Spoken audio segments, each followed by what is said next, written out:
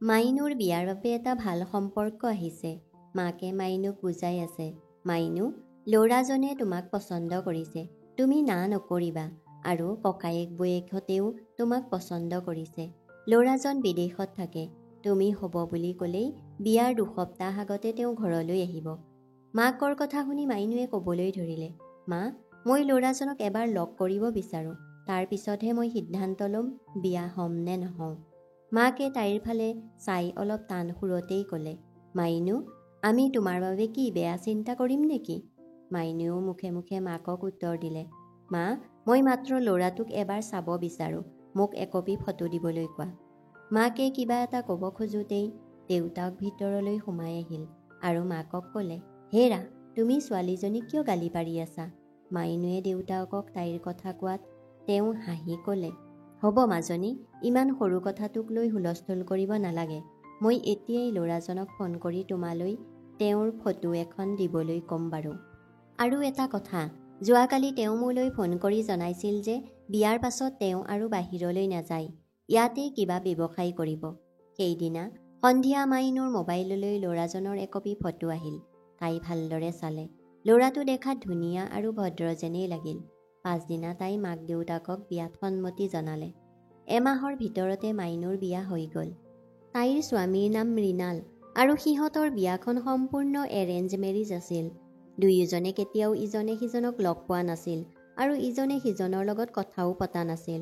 কিন্তু বিবাহ এনে এক পবিত্ৰ সম্পৰ্ক যে জীৱনত কেতিয়াও লগ নোপোৱা দুজন অচিনাকি ব্যক্তি এক আত্মা হৈ পৰে, এটা জীৱন হৈ পৰে। ফুলশয্যাৰ নিশা মৃণালে হাতত কেশৰ বাদাম মিশ্ৰিত গাখীৰৰ গিলাচটো লৈ শোৱা ৰুমলৈ আহিল। মাইনুৱে উৰণি টানি লাজ লাজ ভাৱেৰে তললৈ মূৰ কৰি বিচনাতে বহি আছিল। মৃণালে অলপ দুষ্টামি কৰিয়েই মাইনুক শুনালে, বিয়াত যিমান টকা খৰচ কৰিলোঁ সিমান টকাৰে চাগৈ গোটেই জীৱনটো কেশৰ বাদাম মিলোৱা গাখীৰ খাব পাৰিলোহেঁতেন। তাই একো কোৱা নাছিল। এইবাৰ মৃণালে মাইনুৰ উৰণিখন ওপৰলৈ উঠাই ক'লে, লোৱা, আগতে তুমিয়েই খোৱা। মাইনুৱে লাজতে একো নক'লে। মৃণালে আকৌ মৰমেৰে ক'লে, খাই লোৱা আকৌ, তেতিয়াহে আমাৰ মাজত মৰম চেনেহ বাঢ়িব। এইবাৰ তাই একো নাভাবি গাখীৰ গিলাচ ঘোট ঘোটকৈ পি থলে।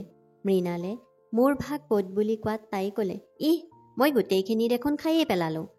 মাইনুৰ কথা শুনি মৃণালে হাঁহি ক'লে, তুমি বৰ বেয়া কৰিলা দেই, প্ৰথমে নাখাওঁ বুলি কৈ এতিয়া আকৌ গোটেইখিনি খাই শেষ কৰিলা। এবাৰতে মোৰ 50 টকা খাই দিলা। এইদৰে ৰং ধেমালিৰ মাজেৰেই সিহঁতৰ সাংসাৰিক জীৱন আৰম্ভণি হৈছিল। মৃণালৰ অন্তৰখন যে বহুত ভাল আৰু মৰমীয়াল, সেই কথা মাইনুৱে বিয়াৰ প্ৰথম নিশাই বুজি পাইছিল। লাহে লাহে সময়বোৰ পাৰ হ'বলৈ ধৰিলে। মৃণালে নিজৰ চহৰতে হোটেল এখন খুলি ব্যৱসায় আৰম্ভ কৰিলে। এবছৰৰ পাছত মাইনুৰ একমাত্ৰ ভায়েকৰ বিয়া ঠিক হৈছিল। সেই সময়ত মাইনু 3 মাহৰ গৰ্ভৱতী আছিল। এদিন পুৱাৰ চাহ খাই থাকোঁতে মাইনুৱে মৃণালক ক'লে, আমি ভাইটিৰ বিয়ালৈ 2 দিন আগতেই যাম। মৃণালে তাইক ক'লে, মাইনু, ডাক্তৰে তোমাক বহু দূৰলৈকে যাত্ৰা কৰিবলৈ মানা কৰিছে। মই তোমাক ভাইটিৰ বিয়ালৈ যোৱাটো নিবিচাৰোঁ। বিয়াৰ দিনা ময়েই গৈ আহিম, তুমি এই সময়ত যাব নালাগে।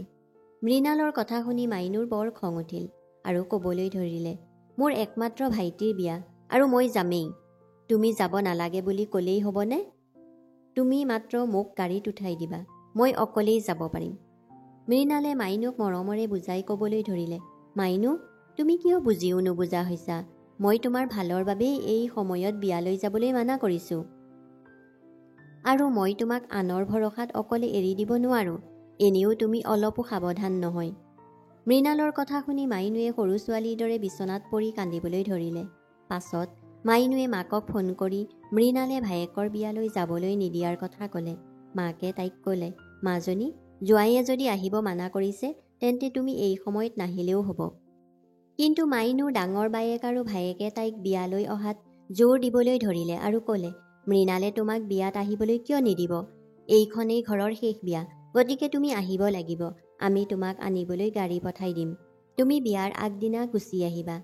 কথামতেই বিয়াৰ আগদিনা মাইনুক নিবৰ বাবে ভায়েকে গাড়ী পঠাই দিলে। সেই সময়ত মৃণাল ঘৰতে আছিল। সি মাইনুক ক'লে, মাইনু, মই তোমাক কিয় বিয়াত যাবলৈ মানা কৰিছিলোঁ, তুমি বুজি নাপালা ন? তাই খঙতে উচাত মাৰি ভিতৰলৈ সোমাই গ'ল। মৃণালৰ বহুত খং উঠিছিল যদিও ধৈৰ্য ধৰি মাইনুৰ ওচৰলৈ গ'ল আৰু তাইৰ হাতত 20,000 টকা দি ক'লে, কম হ'লে গডৰেজটো খুলি আৰু কেইটামান লৈ যাবা আৰু বিয়াৰ পাছদিনাই কিন্তু গুচি আহিবা। মৃণালৰ সন্মতি পাই মাইনুৰ মনটো আনন্দৰে ভৰি পৰিল আৰু তাই মৃণালক সাৱটি ধৰিলে। সি তাইক ক'লে, মাইনু, নিজৰ প্ৰতি যত্ন ৰাখিবা আৰু অলপ সাৱধানে চলা ফুৰা কৰিবা। ইয়াৰ পাছতে তাই ভায়েকৰ বিয়ালৈ গ'ল। বিয়াৰ দিনা পুৱা তাই অলপ অসুবিধা অনুভৱ কৰি বাথৰুমলৈ বুলি লৰালৰিকৈ যাওঁতে হঠাৎ বাথৰুমৰ খটখটিত পিছল খাই পৰিল। জুন মাহ আছিল। আগৰাতি বতৰ ভাল আছিল যদিও পাছ ৰাতি বৰষুণ দিছিল। ইয়াৰ পাছতে তাইৰ অসহ্য পেটৰ বিষ হ'বলৈ ধৰিলে আৰু জোৰেৰে চিঞৰি চিঞৰি কান্দিবলৈ ধৰিলে। খৰধৰকৈ ঘৰৰ মানুহে মাইনুক হস্পিতাললৈ লৈ গ'ল। দেউতাকে মৃণালক ফোন কৰি সকলো কথা ক'লে। মৃণালে কথাটো শুনিয়েই লগে লগে খৰধৰকৈ হস্পিতাল পালেগৈ। ইপিনে ডাক্তৰে মাইনুক ইমাৰ্জেঞ্চি ৱাৰ্ডলৈ লৈ গ'ল। মৃণালৰ মনত নানা চিন্তা আহিবলৈ ধৰিলে। সি বাৰে বাৰে ভগৱানৰ নাম স্মৰণ কৰিবলৈ ধৰিলে। মাইনুৰ ঘৰৰ সকলো মানুহ বিয়াৰ অভ্যৰ্থনা অনুষ্ঠানত ব্যস্ত হৈ আছিল, কিন্তু মৃণালে অকলশৰে মাইনুৰ চিন্তাত হস্পিতালত ছটফটাই আছিল। কিছু সময়ৰ পাছত ডাক্তৰ ওলাই আহি মৃণালক ক'লে, ছৰী, আপোনাৰ সন্তানটো বচাব নোৱাৰিলোঁ, কিন্তু ভাল খবৰ যে মাক বৰ্তমান বিপদমুক্ত। কথাটো শুনি মৃণাল এক নিৰ্জীৱ পদাৰ্থৰ দৰে ওচৰতে থকা চকীখনত বহি পৰিল। মুখৰ পৰা মাত্ৰ ওলাই আহিছিল, হে ভগৱান, কি কৰিলা? সি নিজকে কোনোমতে চম্ভালি খৰধৰকৈ মাইনুৰ ওচৰলৈ গ'ল। মাইনুৱে উচুপি আছিল, কিন্তু মৃণালক দেখা পাই তাইৰ কান্দোন বুকু ভেদি ওলাই আহিল। সি তাইৰ ওচৰত বহি তাইৰ মূৰটো বুকুতে সাৱটি লৈ মৰমৰে ক'বলৈ ধৰিলে, মাইনু, হ'ব আৰু নাকান্দিবা। কান্দিলেনো এতিয়া কি পাবা? যি হ'বলগীয়া আছিল হৈ গ'ল, সকলো ভগৱানৰ ইচ্ছা। তাই মৃণালৰ বুকুত মূৰটো গুজি ফেকুৰি ফেকুৰি ক'লে, মোৰ বহুত ভুল হ'ল। মই তোমাৰ কথা শুনা হ'লে আজি মোৰ এনে নহ'লহেঁতেন। মাইনুৱে নিজৰ সন্তান হেৰুৱাই মৃণালৰ ওচৰত নিজকে দোষী বুলি স্বীকাৰ কৰিছিল। মেডিকেলৰ পৰা মাইনুক লগত লৈ সি নিজা ঘৰলৈ গ'ল। ইতিমধ্যে ভায়েকৰ বিয়াৰ অনুষ্ঠানো শেষ হৈছিল। সকলোৱে মৃণালৰ ঘৰলৈ আহি মাইনুৰ খবৰ ল'লে। মাইনুৱে নিজকে দোষ দি আছিল আৰু সকলোকে কৈছিল, মৃণালে মোক বিয়ালৈ যাবলৈ মানা কৰিছিল, কিন্তু মইহে বিয়ালৈ জোৰ কৰি গ'লোঁ। তেওঁৰ কথা শুনা হ'লে হয়তো আজি মই মোৰ সন্তানটো হেৰুৱাব নালাগিলহেঁতেন। মৃণালে বুজি পাইছিল যে মাইনুৱে নিজকে দোষী ভাবি হীনমন্যতাত ভুগিছে। সেইবাবে সি তাইক মৰমৰে বুজাই ক'লে, মাইনু, এইবোৰ ভাবি ভাবি নিজকে পাগল নকৰিবা। ভগৱানৰ কৃপা থাকিলে নিশ্চয় আমাৰ আকৌ সন্তান হ'ব। সেই সময়ত মাইনুৱে মৃণালৰ চকুলৈ একেথৰে চাই ভাবিছিল, সঁচাকৈ মৃণাল বহুত ভাল। নিজৰ সন্তান হেৰুৱাৰ পাছতো আজিলৈকে তাইক এটা বেয়া শব্দও নক'লে। এবছৰৰ পাছত ভগৱানে তেওঁলোকক পুনৰ এটি পুত্ৰ সন্তান উপহাৰ দিলে। সকলোৱে বৰ সুখী হ'ল। মৃণালে পুতেকক কোলাত তুলি চুমা খাবলৈ ধৰিলে। বিছনাত পৰি থকা মাইনুৱে পুত্ৰৰ প্ৰতি পিতৃৰ মৰম দেখি আৱেগত তাইৰ চকুলো বৈ আহিল। সঁচাকৈয়ে মানুহৰ জীৱনলৈ ভাল আৰু বেয়া সকলো দিন আহে, কিন্তু যিজনে পৰিস্থিতিৰ লগত ধৈৰ্যৰে খাপ খাই চলিব পাৰে তেওঁহে প্ৰকৃততে জ্ঞানী। মৃণালৰ ককায়েক দুজনৰ ডাঙৰ ব্যৱসায় আছিল আৰু দুয়োজনেই মৃণালতকৈ বহুত বেছি ধনী আছিল। আনহাতে মৃণালৰ একমাত্ৰ হোটেলখনেই আছিল উপাৰ্জনৰ পথ। এদিন মাইনুৱে মৃণালক ক'বলৈ ধৰিলে যে সিহঁতৰ কোঠাত এটা AC সংযোগ কৰিব লাগে, কাৰণ তেওঁলোকৰ ল'ৰাই গৰমত বৰ কষ্ট পাই বহুত কান্দে। মাইনুৰ কথা শুনি মৃণালে অলপ খঙৰেই ক'লে, মাইনু, তুমি পাগল হৈছা নেকি? মোৰ হাতত যে এতিয়া AC লগাবৰ বাবে ইমান পইচা নাই, সেই কথা জানিও তুমি মোক এনেকৈ কথা কৈছা? ইপিনে মাইনু আকুৰগোজ, তাইক AC লাগিবই। মৃণালে পুতেকক কোলাত লৈ উমলাই আছিল। সি উপায় নাপাই তাইৰ হাতত ধৰি ক'লে, মাইনু, তুমি ইমান জেদী কিয় হৈছা? ঠিক আছে, মই দুদিন দেৰি হ'লেও আমাৰ ৰুমত AC লগাই দিম। এনেদৰে চাওঁতে চাওঁতে ল'ৰাৰ 2 বছৰ পাৰ হ'ল আৰু ইয়াৰ পাছত ভগৱানে তেওঁলোকক এজনী ধুনীয়া কন্যা সন্তানো উপহাৰ দিলে। দুয়োজনেই বৰ সুখী হ'ল। মৃণালে মাইনুৰ প্ৰতিটো প্ৰয়োজন পূৰণ কৰিবলৈ চেষ্টা কৰিছিল। তথাপিও মাজে মাজে সিহঁতৰ মাজত সৰু সুৰা কথাতে কাজিয়া লাগিছিল। এনেদৰে এদিন সিহঁতৰ ল'ৰাই 4 বছৰত ভৰি দিলে আৰু ছোৱালীজনীও 2 বছৰীয়া হ'ল। দিনে দিনে সিহঁতৰ খৰচ আৰু প্ৰয়োজন বাঢ়ি যাবলৈ ধৰিলে যদিও মৃণালৰ হোটেলৰ বিক্ৰী কমি অহাত উপাৰ্জন কমিবলৈ ধৰিলে। এদিন হোটেলৰ কৰ্মচাৰীয়ে দৰমহা বঢ়াই দিব লাগে বুলি কামৰ পৰা ওলাই গ'ল। মনত অসংখ্য চিন্তা লৈ মৃণাল ঘৰলৈ আহিল আৰু সি দেখিলে যে তাৰ ল'ৰাটোৱে লেপটপটো পকাত পেলাই ভাঙি থৈছে আৰু বিচনাতে শুই মাইনুৱে মোবাইলত কিবা চাই আছে। মৃণালে খঙেৰে চিঞৰি ক'লে, মাইনু, এই লেপটপটো কি কৰি পেলালে তুমি দেখিছানে নাই? মাইনুৱে সহজভাৱে উত্তৰ দিলে যে সেইটো তোমাৰ পুতেৰাই পেলাই ভাঙিলে। মাইনুৰ কথা শুনি মৃণালৰ বহুত খং উঠিছিল। সি তাইক গালি পাৰি ক'লে, তোমাৰ মগজুত চিন্তা কৰিব পৰা শক্তি নাই নেকি? ইয়াত মোৰ বহুত জৰুৰী ডাটা সোমাই আছিল, সেইটো তুমি ল'ৰাই লওঁতেই আঁতৰাই থ'ব নোৱাৰিলানে? ফোনত ব্যস্ত থাকিলে ল'ৰাই কি কৰিছে ক'ত দেখা পাবা? যোৱা সোনকালে মোলৈ ভাত লৈ আনা। মৃণালৰ কথা শুনি মাইনুৱে খঙতে ক'লে, তুমি মোক চাকৰণী বুলি ভাবিছা নেকি? গোটেই দিনটো ল'ৰা ছোৱালীৰ যত্ন লওঁ, ইমান কাম কৰোঁ, আৰু তাৰ পিছতো তুমি মোক এনেদৰে গালি পাৰিছা? মুখেৰে ভুৰভুৰাই মাইনুৱে মৃণালৰ বাবে ভাত বাঢ়ি আনি টেবুলত থলে। ভাতৰ পাতত বহি মৃণালে দেখিলে কেৱল দাইল আৰু বেঙেনাৰ ভাজি। বেঙেনাবোৰ দেখি সি চিঞৰি উঠিল, তুমি পাগল হ'লা নেকি? তোমাক ইমানবাৰ কৈছোঁ যে মই বেঙেনা নাখাওঁ, এলাৰ্জিৰ বাবে ডাক্তৰে মোক খাবলৈ মানা কৰিছে। ইয়াৰ পাছতো তুমি ইয়াকেই ৰন্ধাৰ কাৰণ কি? এই বুলি কৈ খঙতে মৃণালে ভাতৰ কাঁহীখন দলিয়াই দি ঘৰৰ পৰা ওলাই গ'ল। ইফালে ল'ৰাটোৱেও চিচাৰ গিলাচ এটা ভাঙিলে আৰু তাৰ হাত কাটি বহুত তেজ ওলাল। মাইনুৱে ল'ৰাটোক দুটামান চৰ মাৰিলে আৰু চিঞৰি ক'লে, তহঁত বাপেৰ পুতেৰ কোনেও মোক শান্তি নিদিয়া হলি। বিয়া হোৱা 5 বছৰ পাৰ হ'ল, আজিও ভালকৈ সুখ অকণমান নাপালোঁ। ঘৈণীয়েকক কি দিব লাগে নাজানে, কি ক'ব লাগে নাজানে। ল'ৰাটোৱে কান্দি আছিল। মাইনুৱে তাক কোলাত লৈ কটা ঠাইত দুখৰত মলম লগাই আছিল। তেনেতে ছোৱালীজনীৰো হয়তো ভোক লাগিছিল, তাইও কান্দিবলৈ ধৰিলে। ল'ৰাটোক বিচনাত বহুৱাই ছোৱালীজনীক কোলাত তুলি লওঁতেই তাই আকৌ বকিলে। এনেদৰে যদি মতাই পুনৰ আচৰণ কৰে তেন্তে জীয়াই থকাটোৱেই কঠিন হৈ পৰিব। ইপিনে মৃণাল ওলাই যোৱাৰ পাছত ৰাতি আৰু ঘৰলৈ ঘূৰি নাহিল। মাইনুৱে কেইবাবাৰো ফোন কৰিলে যদিও এবাৰো সি ফোন ৰিচিভ নকৰিলে।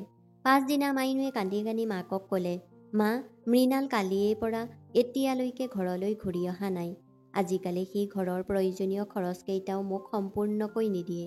সৰু কথাতেই মোৰ লগত কাজিয়া কৰে, গালি শপনি পাৰে। মাকে ক'লে, মাজনী, তুমি চিন্তা নকৰিবা, মই মৃণালৰ লগত কথা পাতিম। মৃণালে অনুভৱ কৰিলে যে সি তাইক এনে ব্যৱহাৰ কৰিব নালাগিছিল। ঘৰলৈ গৈ মাইনুৰ ওচৰত ক্ষমা খুজিব। ঘৰলৈ আহি সি দেখিলে মাইনুৰ মাক দেউতাক ভায়েক আৰু আত্মীয় কেইজনমান তেওঁৰ ঘৰত বহি আছে। সি ভিতৰলৈ সোমাই তাইৰ ফালে চালে যদিও তাই মুখেৰে একো নামাতিলে। তাৰপিছত কথা বতৰা আৰম্ভ হ'ল। মাকে অলপ খঙেৰে ক'লে, জোঁৱাই, তুমি আজিকালি মাজনীক কিয় ইমানকৈ গালি শপনি পাৰা? তাইৰ প্ৰয়োজনীয় খৰচকেইটাও সম্পূৰ্ণকৈ নিদিয়া? শাহুৱেকৰ এনে প্ৰশ্নত মৃণালৰ বৰ খং উঠিল। মনলৈ ভাৱ আহিল এইবোৰ স্বামী স্ত্ৰীৰ মাজৰ সামান্য ঘৰুৱা কথা, যিটো দুয়োজনে সমাধান কৰিব পাৰিলেহেঁতেন। সিও অলপ টান সুৰত শাহুৱেকক উত্তৰ দিলে, মইচোন তাইক সকলোৱেই দিওঁ, আপোনাৰ জীয়েকেহে এনেই কিছুমান নাটক কৰিব বিচাৰে। এই কথা শুনি মাইনুৰ খঙতে চিঞৰি ক'লে, কি দিছা তুমি? মাহেকত টকা 10,000 দিছা, সেয়া ল'ৰাৰ স্কুলৰ খৰচ, দুইটাৰে গাখীৰ, ফল মূল, টিফিন সকলোৰে বাবে হয় নেকি? কেনেকৈ চলিছোঁ মইহে জানো। শেষত গৈ দুয়োৰে মাজত তৰ্ক ইমানেই বাঢ়িল যে সকলোৰে সন্মুখত মৃণালে মাইনুক জোৰেৰে চৰ মাৰি দিলে। এই দৃশ্য দেখি শাহুৱেকে আৰু সহ্য কৰিব নোৱাৰিলে। ছোৱালীজনীক আৰু নাতি দুটাক লৈ ঘৰৰ পৰা ওলাই আহিল। মাইনুৱে কান্দিবলৈ ধৰিলে যদিও মৃণালে তাইক যাবলৈ বাধা নিদিলে। তাইৰ মনটো ক্ষোভ আৰু দুখেৰে ঘৰৰ পৰা ওলাই আহিল। মাকে কান্দিছিল আৰু বকিছিল, এই বদমাছটোৱে মোৰ ছোৱালীজনীৰ ওপৰত আগতে কিমান অত্যাচাৰ কৰিলে ঠিক নাই। ইতিমধ্যে মৃণাল অকলশৰীয়া হৈ পৰিল। কৰ্মচাৰী আৰু টকাৰ অভাৱত তাৰ হোটেলখনো নচলা হ'ল আৰু শেষত এনেকুৱা পৰিস্থিতি হ'লগৈ যে সি হোটেলখন বিক্ৰী কৰি দিলে। এনেদৰে 2 মাহ পাৰ হৈ গ'ল যদিও কোনেও ইজনে সিজনলৈ ফোন এটাও নকৰিলে। মৃণালে ভাবিছিল তাই নিজেই গৈছে যেতিয়া নিজেই উভতি আহক। ইফালে মাইনুৰ জেদ আছিল মৃণালে তাইৰ ওচৰলৈ আহক আৰু নিজৰ ভুল স্বীকাৰ কৰক, তেতিয়া তাই ঘৰলৈ যাব। কিন্তু কোনো কাৰো ওচৰত সৰু নহ'ল।